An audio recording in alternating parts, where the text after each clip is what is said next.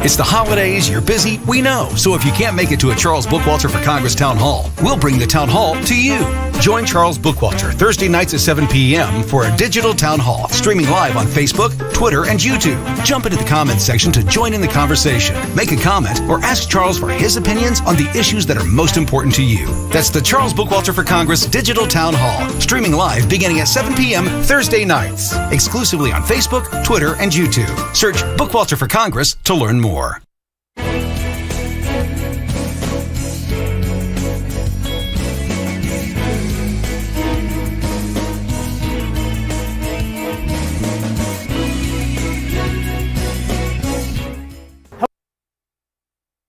Hello, my name's Charles Bookwalter, and I'm running in the 4th Congressional District to represent you. Jim Baird claims that he wants to cut wasteful federal spending. The same claims he made in 20 years to do that, so let's check out the claims he made in 2018. Well, he's had 6 years to do that, so let's check out the record.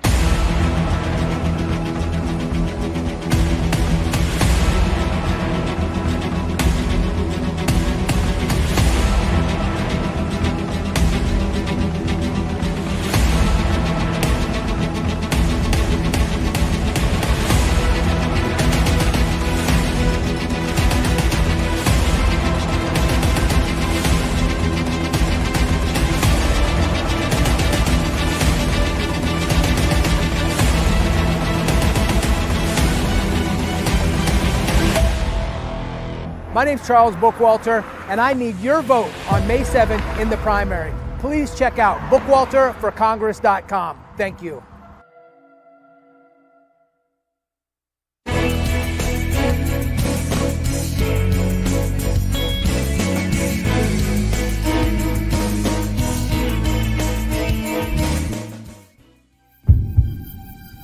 Our nation is at a breaking point. Out-of-control crime, runaway inflation, political corruption, and politicians who talk a big game but just can't seem to deliver. Charles Bookwalter is a proven conservative leader, a man of faith and conviction, a former Green Beret. Charles Bookwalter offered his life in the service of his nation once before and is now willing to serve again. To learn more about Charles Bookwalter and his vision for the state of Indiana and this great nation, visit bookwalterforcongress.com. That's bookwalterforcongress.com. Donate, volunteer, join in, stand up, and fight back.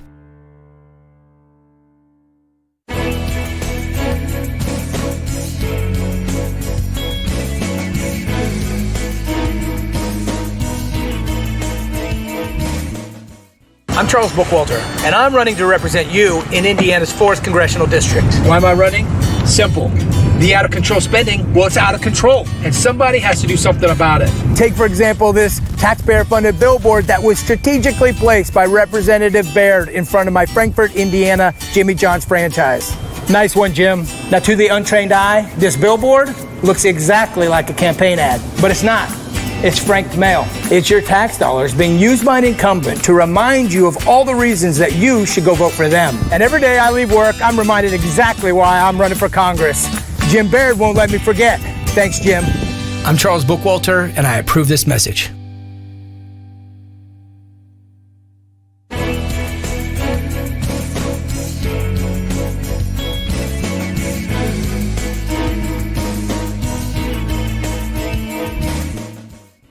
It's the holidays, you're busy, we know. So if you can't make it to a Charles Bookwalter for Congress Town Hall, we'll bring the Town Hall to you. Join Charles Bookwalter Thursday nights at 7 p.m. for a digital Town Hall, streaming live on Facebook, Twitter, and YouTube. Jump into the comments section to join in the conversation. Make a comment or ask Charles for his opinions on the issues that are most important to you. That's the Charles Bookwalter for Congress Digital Town Hall, streaming live beginning at 7 p.m. Thursday nights. Exclusively on Facebook, Twitter, and YouTube. Search Bookwalter for Congress to learn more.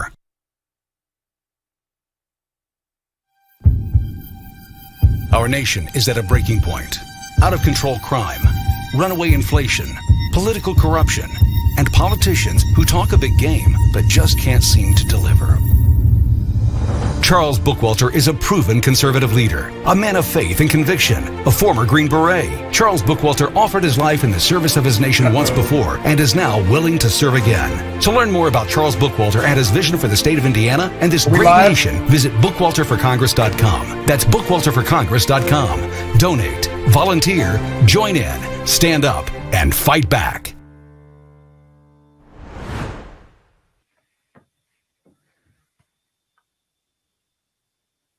You're live.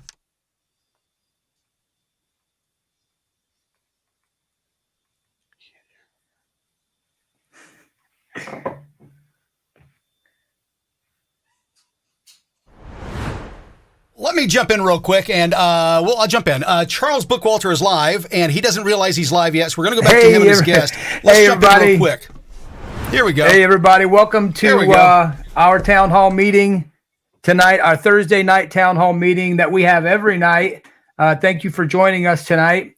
We do these town hall meetings so that we can discuss important issues of the day and take questions. Tonight we have something special for you. Tonight we have a major announcement. But first, and we also have a last minute, so it's kind of a last minute ad. I attended an election board meeting today, and I guess I can say that there were fireworks there. And I know this is just Boone County, but I'm asking you to stay on because this is how it is in every county in Indiana. And you could learn a lot from this interaction that we had here today. So I'm going to have a guest on tonight that was part of that meeting. So I will bring them on, and so we can make that announcement and take a few questions. Make sure to get your questions in, and don't forget to sign up for our newsletter. You can join us by going to the website at bookwalterforcongress.com. While you're there, you can go to our campaign merchandise store or a campaign support store. You can buy a Wake Up Fight Back mug or a t-shirt. Many of you you've asked me about leaving donations. You could donate there through WinRed. Some people don't like to use WinRed. I understand that. They take 3.94% of each donation. So on the website, you can find my P.O. box where you could also send a check to support the campaign to take our country back. So I'd like to bring on a guest tonight. Our guest tonight is a commissioner in Boone County. His name is Tim Byer. Commissioner Byer was elected in 2022, running on a constitutionalist platform. I met Tim while I was attending a forum where he was speaking and debating a long-time incumbent that he unseated.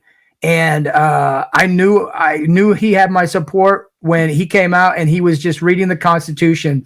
And when they cut him off, when he had his 2 minutes, he did and asked him the next question. He said, "I'm not going to answer that question." And he just kept reading the statement that he decided that he thought the people needed to hear. The incumbent was an entrenched incumbent that had been there more than a decade, I think. Tim is an engineer by trade. He's a husband and a father, and he's a Christian. I don't see everything on the screen here. So I think, Tim, you're on. Are we live here with you now, Tim? Yeah. Can you hear me? Yeah, we got you. Okay. So thanks for joining us tonight, Commissioner Byer.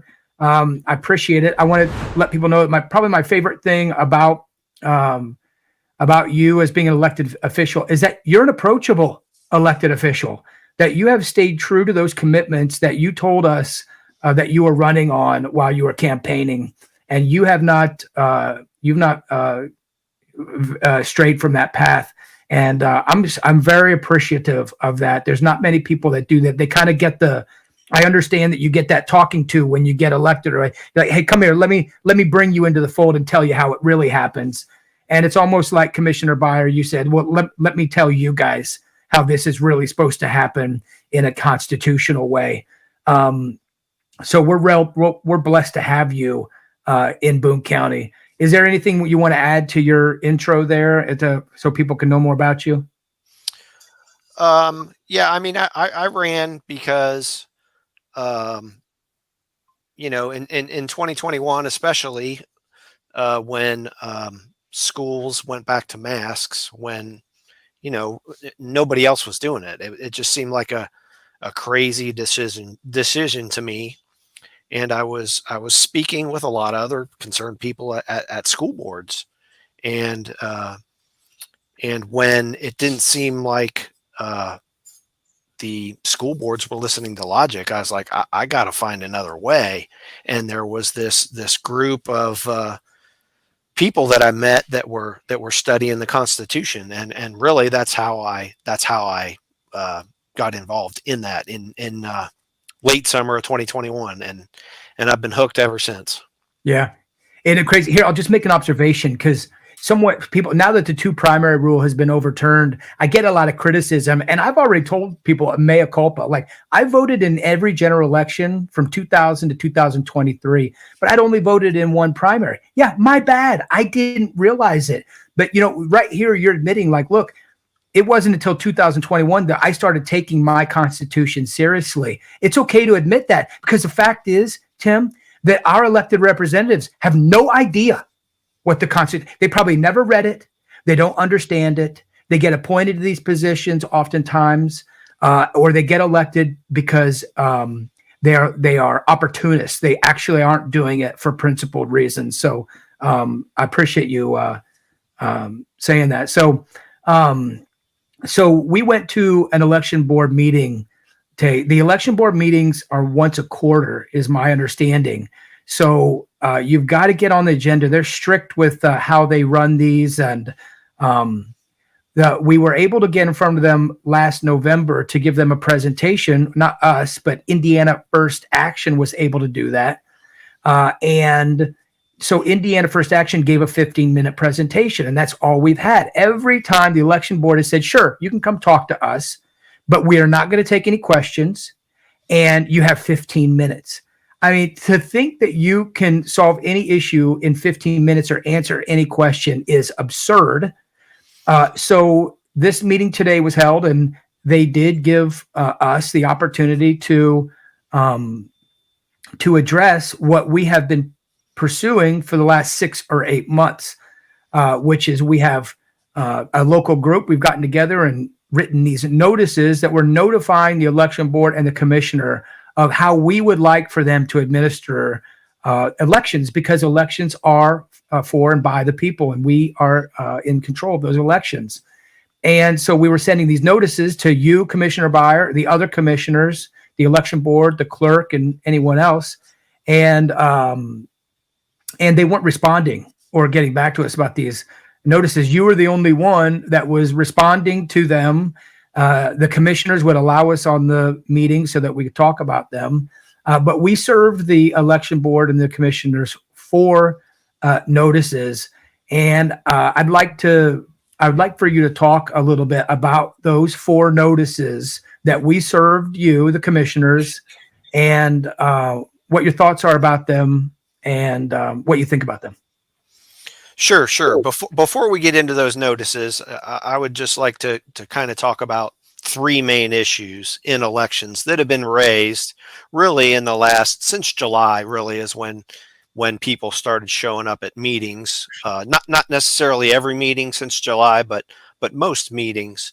And it's my understanding that even before my term started, that some of these same people were in contact with either the clerk's office or the election board in particular, and maybe some others. But anyway, there's really 3 main issues that have kind of been identified by, it's not just Indiana First Action.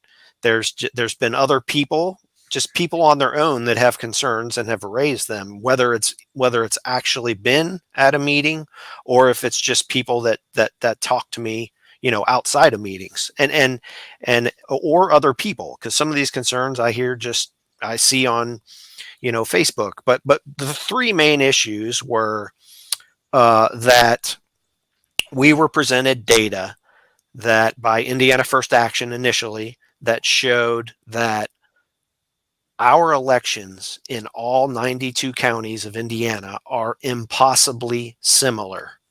And what I mean by that is they've shown us information that in 83 separate age groups from 18 to 100, practically the same exact percentage of registered voters are voting in every single county.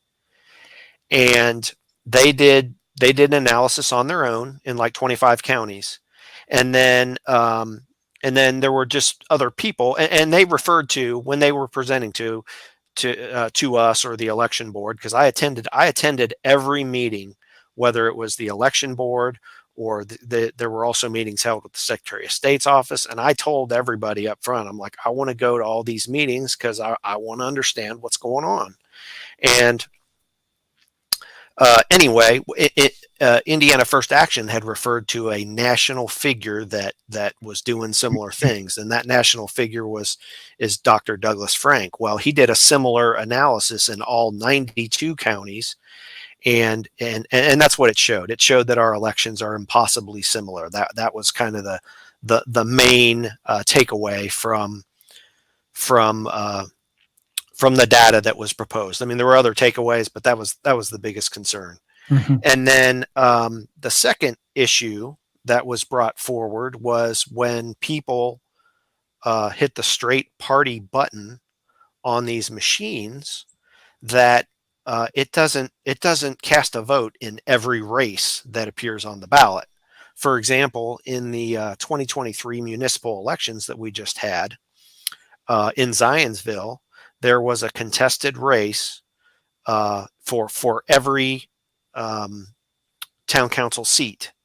So there's seven seats in town councils. There was a Republican and a Democrat candidate in all 7 races.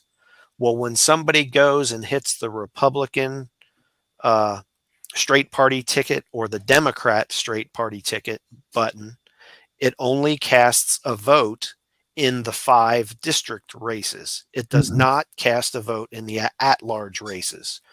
So when you look up the voter data, there's the voting results, there's about 11% of the people that didn't cast a vote in those at-large races. Most likely because they didn't realize that when they hit that straight party button, that it's not casting a vote. Yeah.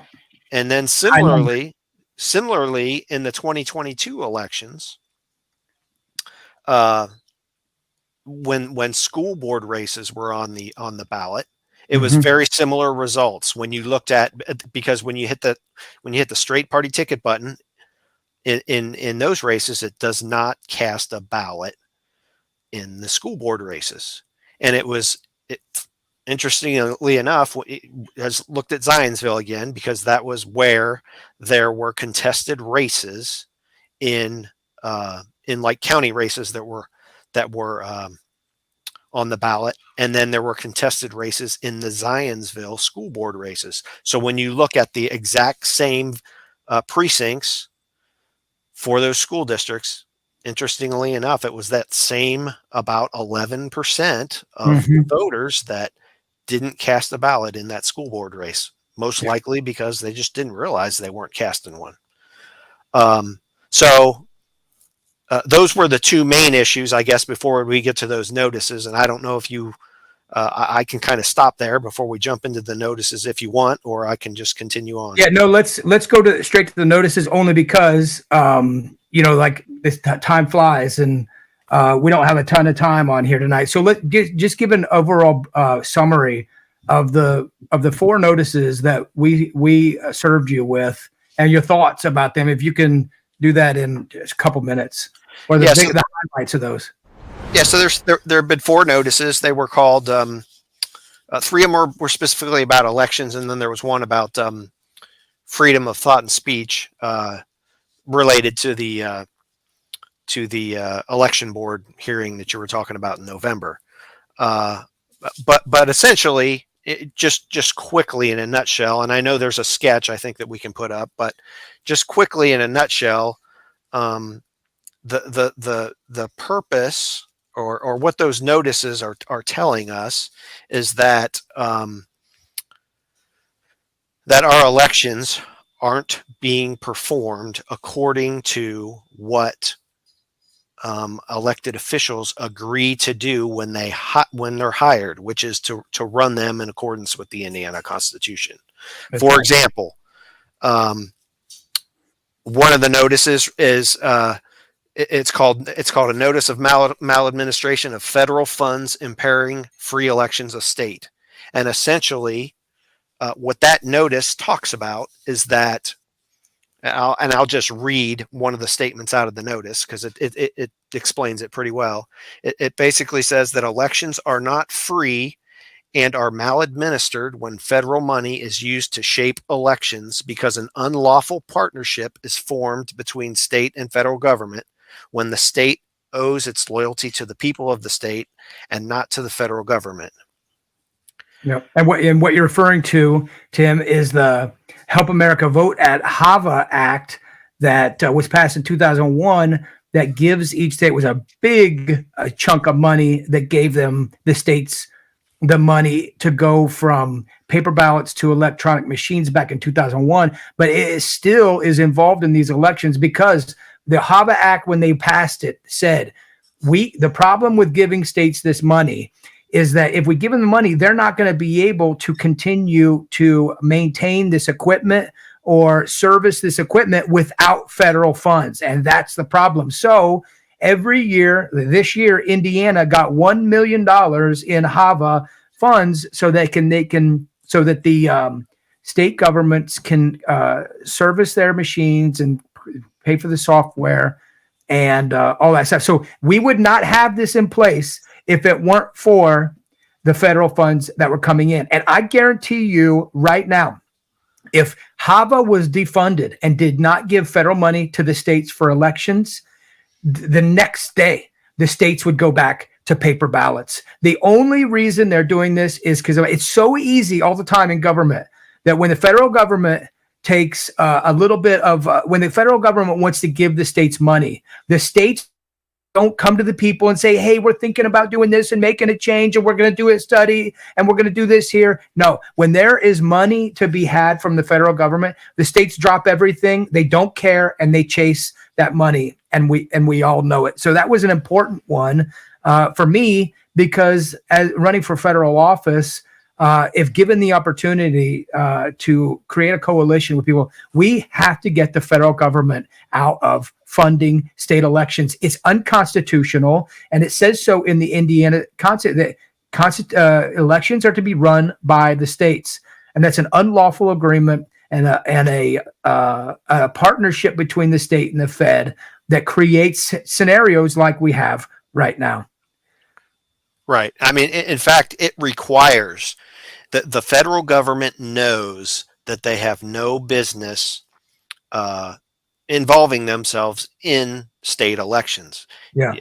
And people can go to, if they want to, they can go to the U.S. Constitution, Article 1, Section 8. Those are the powers that were granted by states to the federal government, and you will find nothing about elections. So it actually requires, it even discusses in the HAVA Act, the Help America Vote Act, that it's a federal program. They call it a program on purpose because the only reason it works is because it requires the states to cooperate. And in the state constitutions, no authority was given to contract with the feds just to get money to change elections from what the state constitution requires. That's right. And our state, just a couple points out of our state constitution, in Article 2, Section 13, election methods, it says all elections by the people shall be by ballot. And when you go to, it's important to know what was meant when the Constitution was written. So you can go to Black's Law Dictionary, first edition, and ballot is defined as a slip of paper bearing the names to the offices to be filled at the particular election and the names of the candidates for whom the elector desires to vote.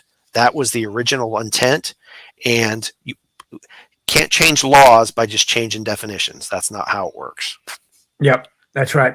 And we don't have a time. We're going to go to a break real soon. And before we go to a break, that's an important notice right there, because I wanted to hit on that and the HAVA Act and the relationship between the two. Kramer, can you pull up the sketch? And I'd like Tim, before we go to a break, I don't have access to that. I didn't get access to that today. If you can bring that up on the screen, we'll see if it comes up. If it doesn't, we're going to go to a break. And I don't see it. Our nation is at a breaking point. Out of control crime, runaway inflation, political corruption, and politicians who talk a big game but just can't seem to deliver. Charles Bookwalter is a proven conservative leader, a man of faith and conviction, a former Green Beret. Charles Bookwalter offered his life in the service of his nation once before and is now willing to serve again. To learn more about Charles Bookwalter and his vision for the state of Indiana and this great nation, visit bookwalterforcongress.com. That's bookwalterforcongress.com. Donate, volunteer, join in, stand up, and fight back. I'm Charles Bookwalter, and I'm running to represent you in Indiana's 4th Congressional District. Why am I running? Simple. The out-of-control spending, well, it's out of control, and somebody has to do something about it. Take, for example, this taxpayer-funded billboard that was strategically placed by Representative Baird in front of my Frankfort, Indiana, Jimmy John's franchise. Nice one, Jim. Now, to the untrained eye, this billboard looks exactly like a campaign ad, but it's not. It's franked mail. It's your tax dollars being used by an incumbent to remind you of all the reasons that you should go vote for them. And every day I leave work, I'm reminded exactly why I'm running for Congress. Jim Baird won't let me forget. Thanks, Jim. I'm Charles Bookwalter, and I approve this message.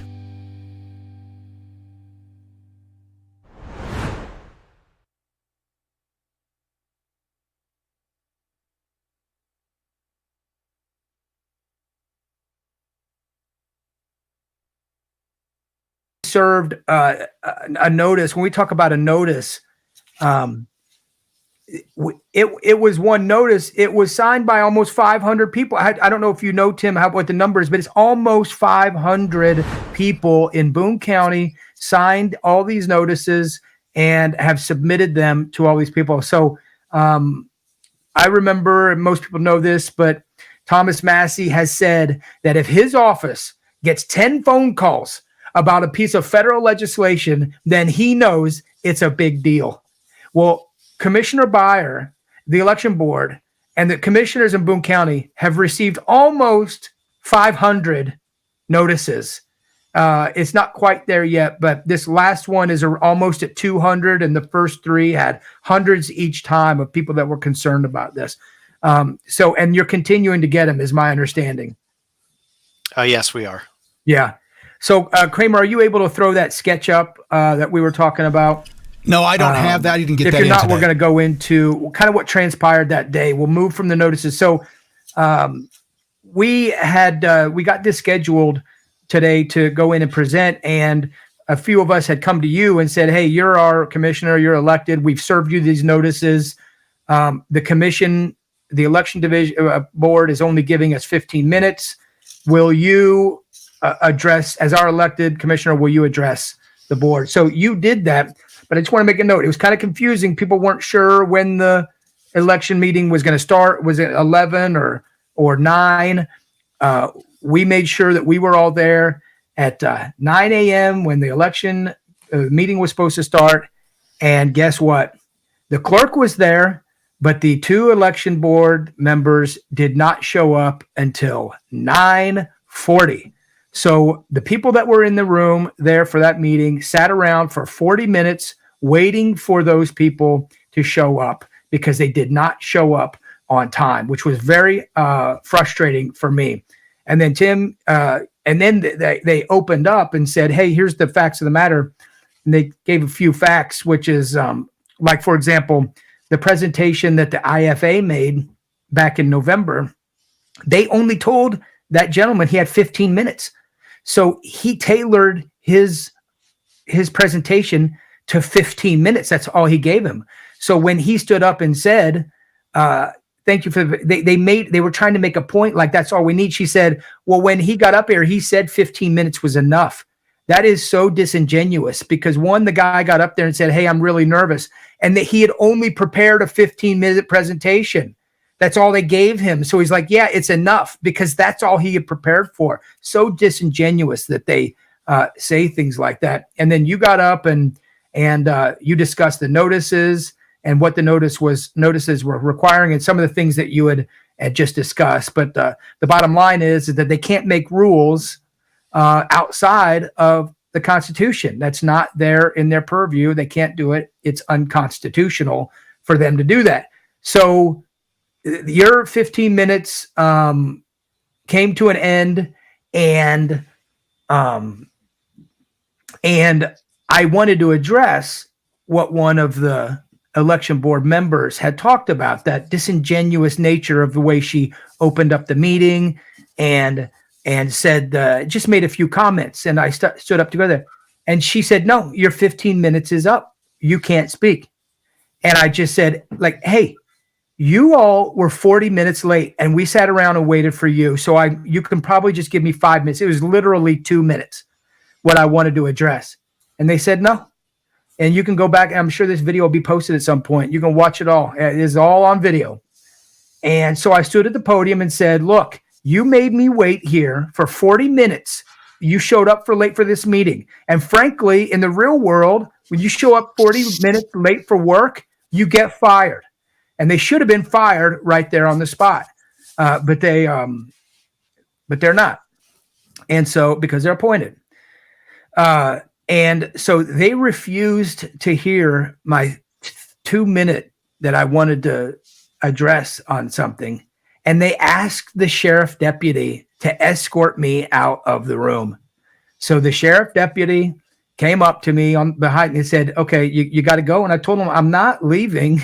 They were 40 minutes late. The sheriff deputy was there the whole time. I've waited around here with you. I'm not leaving. I showed him. I'm like, look, this is all I got to show. I want to say. And he's like, yeah, but they don't want to. And I refused to leave. And so the entire board walked out of the room. The clerk and the 2 judges left the room. They left the meeting. And so the person in charge there that was left in charge was the commissioner. So I turned to the commissioner, and the commissioner Byer said, continue. It's recording. Just continue. So we took over the meeting, and we kept talking. And so I presented the few things that I wanted to say. And again, it's all in the recording. And then when we were done with our few things that we wanted to discuss among ourselves, we left. And we left the meeting. And then that Commissioner Byer, that's when you left. A few other people left. I left. And then I got a text, and it said, hey, come back, because they're discussing they're discussing their thoughts. And so I came back and I listened, because I heard that they were talking about it. And I want to make a few points about this. And Tim, you can comment at any point that you want to mention anything. But the first thing I noticed was body language. When I came back and listened, I was intently listening. I took all of these notes. Everything I have is because I took notes because I was listening to what they're saying. When Commissioner Byer was speaking, those judges were looking at their watches, and I encourage you to go back and look at the recording, looking at their phones, rolling their eyes, and not paying attention. When they began discussing the things together, they were attentive. They were looking at each other, nodding their head, completely engaged. The body language was incredible, particularly because we are their bosses and they weren't paying attention. Immediately, one of the judges started citing codes and laws at the Indiana General Assembly, completely disregarding and clearly not listening to what Tim had just explained to them, that you can't use an unconstitutional law when the Constitution says you can't do it. Like, the Constitution says exactly what Tim just said, and it hasn't been changed. And so they can't make laws that are in opposition to what the Constitution says. One point on that, Charles, that I'd like to make, because I talked about this in one of the commissioner meetings a few months ago. Literally, they're citing code. Okay, the Constitution stands on its own. It's the supreme law of the land. Okay, supreme law of the state. It actually says that in the code. In the code that they're citing, one of the very first sections in the code, it's called Hierarchy of Law. And it states that the state and federal constitutions are first, meaning they're supreme, followed by statutes or code of the state and federal government that are consistent with such constitution. So their own code tells them and they just disregard it anyway. Yeah. Another thing they said, it's in my notes further down, but I'll address it here. The male judge on it said, look, you got a problem with this? Go talk to your legislator. You got a problem with this? Go talk to this person. You want something changed? Go lobby your legislator and get it changed. And I looked at him like, you know what? You want to make a change? You change the Constitution. That's the law of the land. Don't use that against me. And then, use that reason against me when you haven't even used that yourself. They said things like, well, the female said, in my opinion, I think it's less certain. Our elections are less certain on paper, and then provide no data to support it. And the reason they don't have to do that is because they were not taking any questions from us. She said that it's common sense that people are going to make mistakes if we hand count ballots. And I just was thinking to myself, it's also common sense that electronic voting machines are vulnerable. And they have annual hacker events each year in the United States where 12-year-olds hack into secure systems in like 15 minutes. I'm trying to be fast about this because I want to get through this and move on. And again, jump in anytime, Tim. We have one question about ballots, so I'll hit it now. A question from Melissa Meyer says, is there any chance going to 100% paper ballots in Indiana? Well, is there any chance? Well, there's always a chance. And there's a greater chance than not, I guess, because at one point Indiana was on 100% paper ballots before the 2000s. But I'll say this, because this is one of their excuses. The female judge on there said, if we moved to paper ballots, we would be just one of the 92 counties on paper ballots. And the first thing that popped in my mind was like, yeah, that's right. That's science, right? Science is taking different methods and looking and seeing which the best one works. So all we were asking them, and the same thing that I asked the Secretary of State's people a few weeks ago when I met with them, was like, we're just asking for one county in Indiana to go to paper ballots so that we can look at the data based on this data that shows how all the numbers are the same across every single county, which we know it cannot happen. Another thing is, go ahead. I was just going to say just one point to kind of address that question. I mean, it's really, I'm just responding to what people are instructing me to do. Everybody in government, I'm just an employee of the people. Everybody in government are employees of the people. That's what we've been taught, bad knowledge. Everybody in government works for the people. So it's up to the people to assemble, learn this stuff on their own, because it's important, and start instructing their government to do what the government agreed to do. Everybody takes an oath to the Constitution and agrees to be bound by what it says, only to what it says, not all this made up authority in statutes and codes. And they do that. They take an oath before the people delegate any authority to them and then agree to pay them. Yep. And that's what I mean by saying that when you were the body language, when you said as an elected official, I work for the people, it's like an employment contract. The Democrat male judge on the panel rolled his eyes and visibly was like disgusted that you said that. That's what they think about you. Yeah. He did it on camera. You can go watch it. Right. Well, and I know we don't have that graph, but that was another point I made. I think maybe even after they walked out. But the power flows from the people to government, not the other way around. Yep. Yeah. Okay, I'm going to run through four more of these bullet points. So they said it was all about integrity and cost. She said she thinks it's more expensive, but provided no data except making up numbers like how much poll workers cost, and then extrapolating that data across a month that we have now and creating this big number when we were clearly talking about one single day of voting, right? See, they manipulate that. And so they don't say all that. It was very manipulative. And of course, they won't take any questions. So you can't say, hey, wait. It's not going to cost that if we're only on one day of voting, that they don't take that. So it's very manipulative.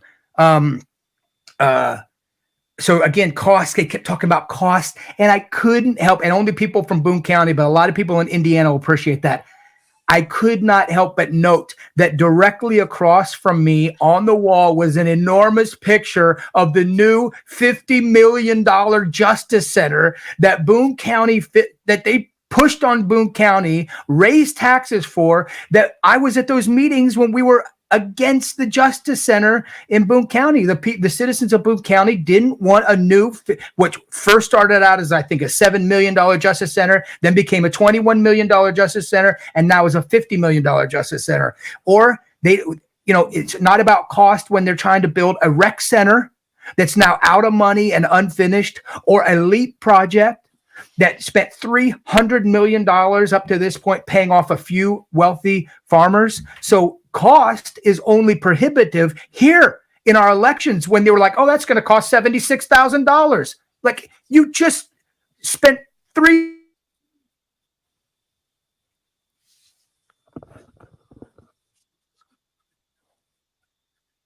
Well, it looks like we lost Charles there. He bumped out real quick. Anyway, there he's back up. Let's see if we can get him back in here. Hold on a second here. That one presenter in September, who was with IFA, admitted that there were holes in their data. She's like, that woman admitted there were holes in the data, but she did not let the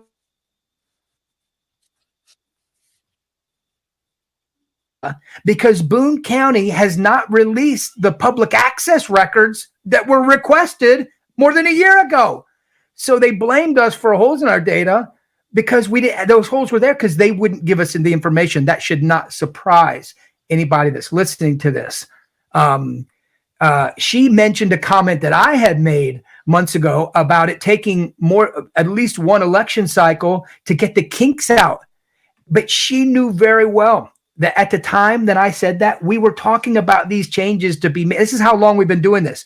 We were talking about these changes to be made and implemented in the 2023 municipal election, precisely before the anticipation of the 2024 election. So it's a scam. She was pretty much lying.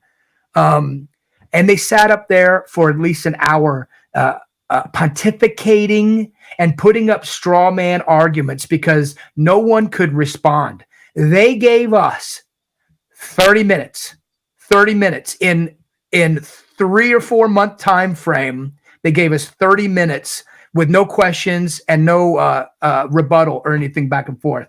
And they sat up there in one meeting for over an hour without taking any questions. The Democrat man on there called hand counting paper ballots a scheme. He called it a scheme, something that we've done for a century. He falsely claimed about me, and I'm getting to another point about you because I want you to address this, Commissioner Breyer, but he falsely claimed that this was a campaign stunt on my behalf, despite me letting them know multiple times, and the commissioners, you'll remember this when I spoke in front of you, that this is in direct alignment with an RNC memorandum where the RNC said they want to get back to geographical precinct voting, one-day national voting on paper ballots. That RNC memorandum is out there for anyone to see. It was released about 2 months ago. The Republican National Committee wants to do what we're saying, but this disingenuous person falsely claimed that this is some kind of campaign stunt for me. Because, by the way, I'm running for Congress in the 4th Congressional District to represent you. They said, and I think I already talked about that, about how they wanted to change. They said, talk to your legislator.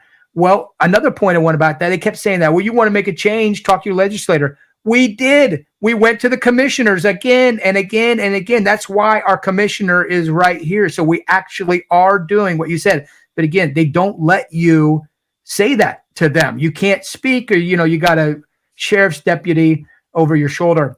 I do want to say that sheriff's deputy, and I don't remember his name, I think I might reach out to him.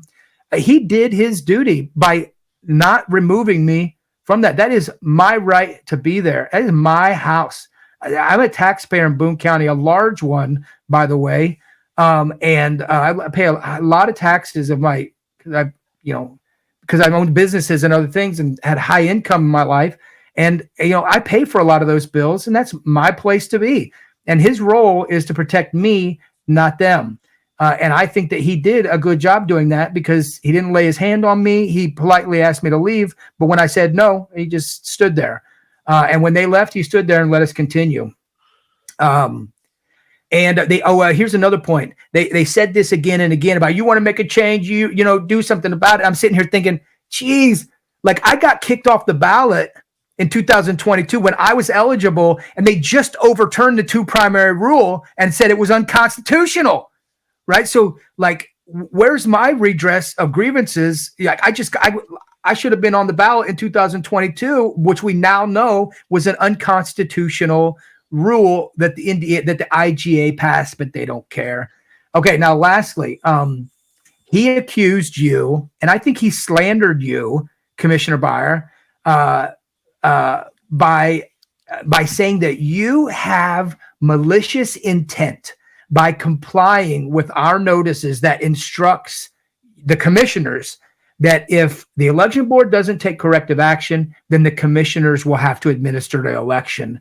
So I believe he slandered you when he said everyone in Boone County should know that this elected Republican has malicious intent because he's a commissioner and he wants to move the elections to his office. What do you have to say about that? Well, I mean, the people have a right to instruct their government. It's in Article 1, Section 31 of the Indiana Constitution. And it would actually be, if that's what the people really want us to do,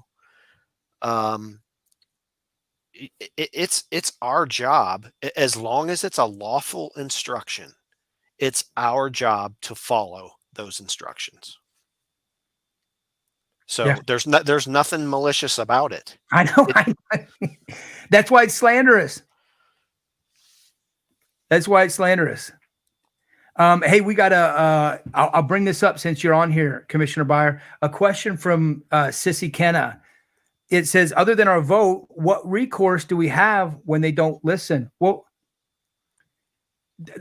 I'll think about that question a little bit, but look what's happened. Commissioner Beyer ran on the Constitution and he won. And look at what we can do when we have someone, a public servant like Commissioner Beyer that takes his oath seriously, that then works on behalf of the people. We actually are doing things where we're making progress in Boone County. What else can we do? Well, when something happens, like they pass an unconstitutional, first of all, you should nullify them. That's another thing that Democrat said. That's what he also said about you, Tim. He said, how dare a commissioner come in here and try to nullify a state law? Like, he has no idea of the Kentucky Virginia Act. I think that Jefferson talked about that nullification is part of our responsibility as states and as a constitutional republic, that when an unconstitutional law is passed, you don't follow it. That is absolutely what we're supposed to do. So he's impugning you for that because he doesn't even know what the Constitution says. So when a unconstitutional law is passed, you know what you have to do? You have to, dig in your pocket, use your time, talent, and treasure, and you have to challenge them like we did in the 2 primary rule, which we talked about on the Mouthwash show last Tuesday, which we got overturned. It took a year and a half, and it took, a lot of money and a lot of time, but we ended up getting that unconstitutional act passed. So it should not surprise you that the things that they're doing are completely unconstitutional, and they don't care because it takes so much of your money and your time to actually get these things overturned. And that's so much a part of our candidacy for Congress. So do we have any other questions? I don't see the question roll up here. So Kramer, if you said any questions, if you have any other questions, you can send them my way. There have to be. I know there's probably a ton of questions on the Facebook feed. I'll try to find it. Until then, we'll take questions when we get back. Let's go to a break. We'll take a question and we'll go to the announcement. Hello, my name's Charles Bookwalter, and I'm running in the 4th Congressional District to represent you. Jim Baird claims that he wants to cut wasteful federal spending, the same claims he made in 2018. So let's check out the record. All right.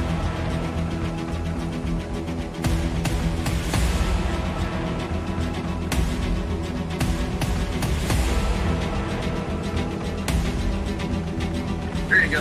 All right, we're on break.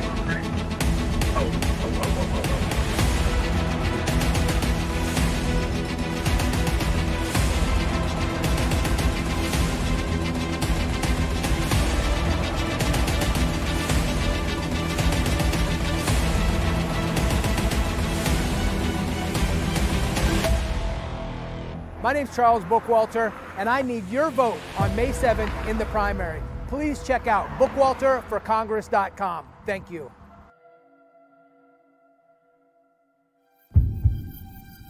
Our nation is at a breaking point. Out of control crime, runaway inflation, political corruption, and politicians who talk a big game but just can't seem to deliver. Charles Bookwalter is a proven conservative leader, a man of faith and conviction, a former Green Beret. Charles Bookwalter offered his life in the service of his nation once before and is now willing to serve again. To learn more about Charles Bookwalter and his vision for the state of Indiana and this great nation, visit bookwalterforcongress.com. That's bookwalterforcongress.com. Donate, volunteer, join in, stand up, and fight back.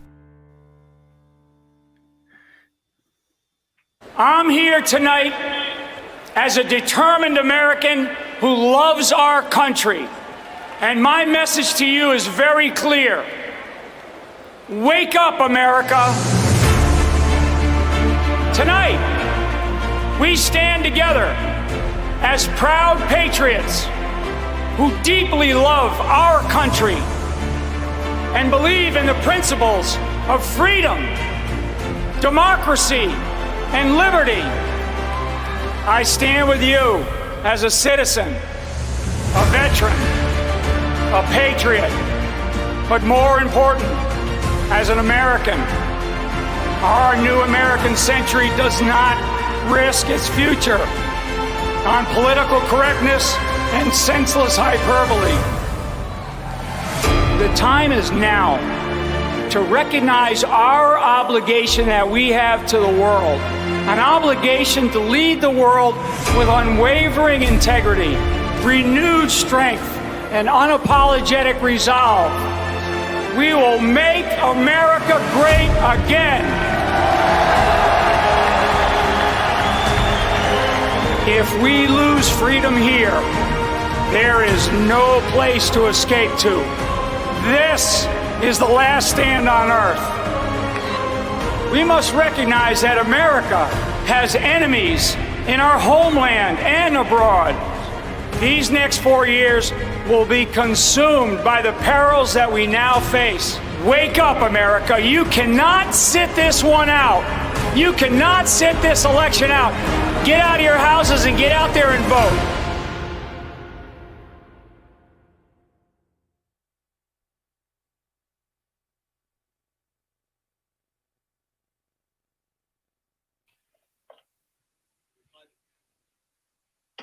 Am I on, Kramer? You're on. Hey, everybody. So, yeah, I am very humbled and surprised and giddy, if you will, as Al Sharpton likes to say, giddy, to announce that the Bookwalter for Congress campaign has received the endorsement of Lieutenant General Michael T. Flynn. General Flynn is a 3-star retired Army general. He was Trump's first national security advisor, the director of the DIA, Defense Intelligence Agency, from 2012 to 2014. And unfortunately, he was fired by Obama in 2014 after he testified before Congress about some of the things that Obama was doing. He became an advisor to Trump against the advice of Obama. And then most of us know the story about how he was taken down in Operation Crossfire Hurricane. So this is a big announcement for me as an enlisted soldier. I can say that there's kind of not animosity, just a difference between enlisted and officers. And if you're in the military, you know what I say. But there's a very few number of officers that we enlisted guys call enlisted men's officers. And General Flynn is one of those men. I'm proud to say that my team leader on my detachment was also one of those men. He was a prior enlisted guy, and he became an officer. And you just have so much respect and admiration for men that relate to and work alongside enlisted guys. And in the Army Special Forces, a lot of us enlisted guys had college degrees, and that was really the only difference between a little bit of training between an enlisted man and an officer.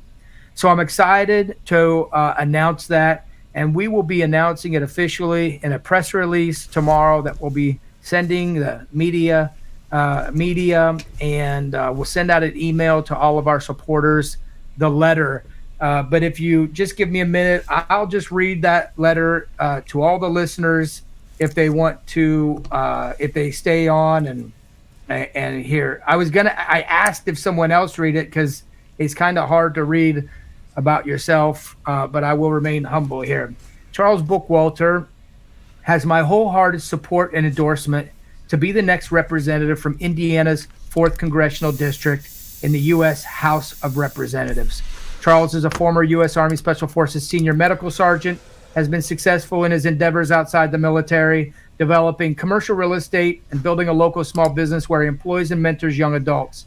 He also serves his church community as a small group leader, providing guidance and instruction to youth in the pursuit of living a life dedicated to serving God. Charles has been applying what leadership lessons he learned as a U.S. Army Green Beret throughout the entire 4th Congressional District, engaging all types of people in the political process. This is what we need to do to take our country back. We need strong candidates who will take a stand where and when it matters most. We need a grassroots effort in America at the local level to engage and assist patriots like Charles Bookwalter so that we can restore the vision of our founding fathers of a nation of people who are God-fearing and self-governing. Charles believes that the federal government is broken and that his job is to protect the people of Indiana from federal overreach, high taxation, corruption, and malfeasance.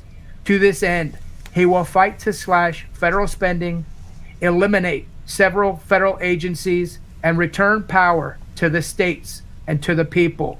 He also believes it is his role as a patriot and servant to help defend the people of Indiana's 4th Congressional District from all enemies, foreign and domestic, and to safeguard their liberty.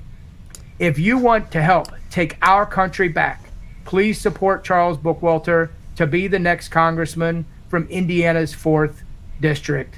And I thank Lieutenant General Flynn very much for his kind endorsement in our campaign. That is awesome.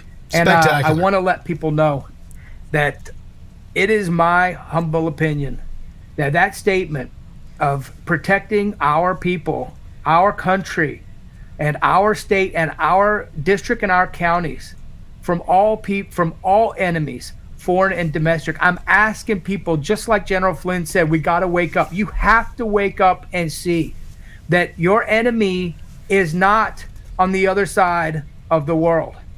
When people say that they're concerned that China is buying up property in the United States, sure, you're right. That is a concern. But you should be just as equally, or if not more, concerned that your government, through government agencies and fiat, are buying up our property in our backyard. And that people like Jim Baird are writing legislation to expand the scope, size, and power of our federal government to wield and use against us, to build bureaucracies, to steal our money through taxation, and to support causes and research through the Carbon Sequestration Act, the Immunization Infrastructure Act, and other things that only make our lives more difficult. And I'm asking you to support me in this endeavor.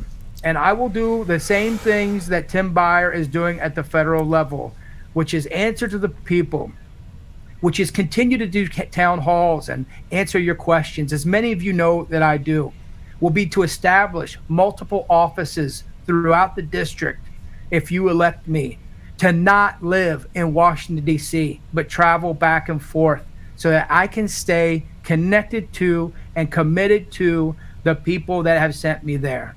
Look, we have an incredible problem on our hands here in our country. And the problems are coming from our own government. And we have been warned against this. We have been warned about this. We have been warned by the people that were closest to oppression when they wrote our Constitution. They lived under it. And now we are under a larger and a stronger and a more powerful boot than they could ever imagine. And it is our responsibility. It is the responsibility of all you patriots and all you veterans to stand up and stand together. And we can do something here in the 4th Congressional District. We can be disruptive in a good way. And we can change and help change America and save America and take our country back. And I'm convinced of that. And I am positive that we can do that. So that's it. We are 4 minutes short. Do we have any questions? Because I can't see no new any questions. I mean, I'm on this thing by myself. I'd love to be more interactive and take some questions. So unless I don't get any questions, well, there's no new questions. Yeah, I think he's going to wrap up. He can't hear me.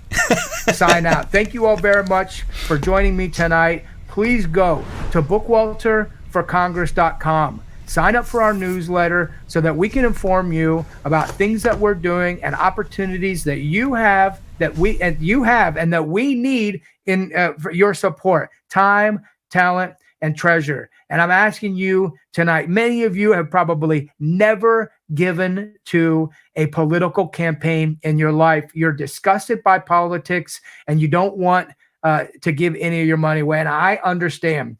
But I'm asking you, this is a chance that we have. We have an opportunity in the 4th Congressional District to save and protect our people in this district.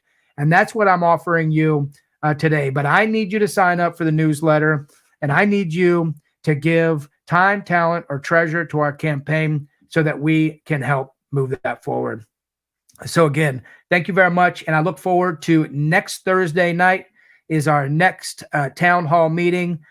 When you sign up with the newsletter on the campaign, you can be updated on what we're doing, or you can visit the website and it's up there. Thank you very much, Commissioner Byer, for all you've done for Boone County and for being on our town hall tonight. And thank you, Kramer, for assisting in this town hall tonight. Thank you, people, and have a good evening. I'm here tonight as a determined American who loves our country. And my message to you is very clear. Wake up, America. Tonight, we stand together as proud patriots who deeply love our country and believe in the principles of freedom, democracy, and liberty. I stand with you as a citizen, a veteran, a patriot, but more important, as an American. Our new American century does not risk its future on political correctness and senseless hyperbole.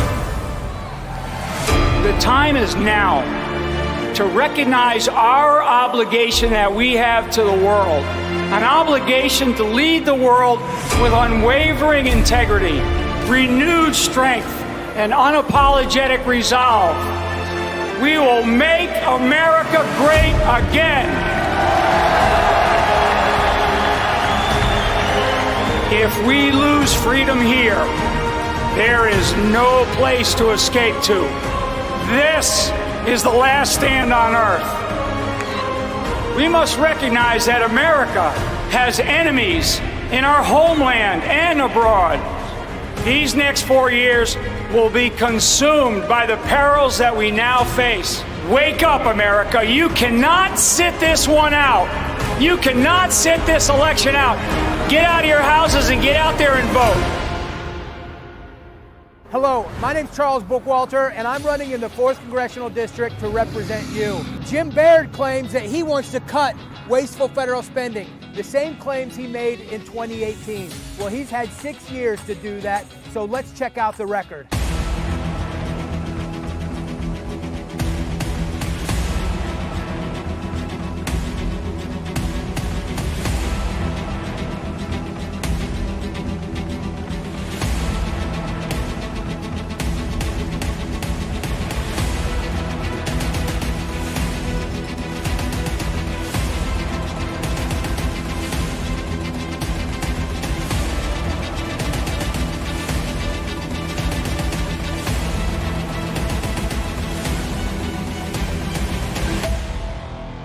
My name's Charles Bookwalter, and I need your vote on May 7th in the primary. Please check out bookwalterforcongress.com. Thank you. I'm Charles Bookwalter, and I'm running to represent you in Indiana's 4th Congressional District. Why am I running? Simple. The out-of-control spending, well, it's out of control, and somebody has to do something about it. Take, for example, this taxpayer-funded billboard that was strategically placed by Representative Baird in front of my Frankfort, Indiana, Jimmy John's franchise. Nice one, Jim. Now, to the untrained eye, this billboard looks exactly like a campaign ad, but it's not. It's franked mail. It's your tax dollars being used by an incumbent to remind you of all the reasons that you should go vote for them. And every day I leave work, I'm reminded exactly why I'm running for Congress. Jim Baird won't let me forget. Thanks, Jim. I'm Charles Bookwalter, and I approve this message. Hello, my name's Charles Bookwalter, and I'm running in the 4th Congressional District to represent you. Our nation is at a breaking point. Out of control crime, runaway inflation, political corruption, and politicians who talk a big game but just can't seem to deliver. Charles Bookwalter is a proven conservative leader, a man of faith and conviction, a former Green Beret. Charles Bookwalter offered his life in the service of his nation once before and is now willing to serve again. To learn more about Charles Bookwalter and his vision for the state of Indiana and this great nation, visit bookwalterforcongress.com. That's bookwalterforcongress.com. Donate, volunteer, join in, stand up, and fight back.